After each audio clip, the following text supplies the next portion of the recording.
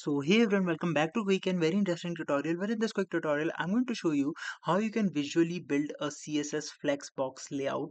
Now in order to do it, all you need to do is just simply open any of the browser you have, and here you have to search for flexbox.tech. Just simply go to this website, and once you go over there, here you're gonna see you can add multiple flexbox items right here. You can customize their settings as well, multiple settings that you want to change over there.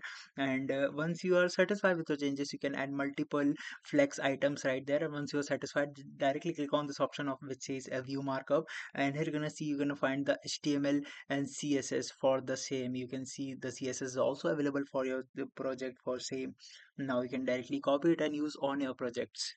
Alright, so that's it for this tutorial. I hope this video will be helpful for you. Make sure to hit the like button and subscribe button for more such helpful and interesting tutorials. See you in the next one. Take care.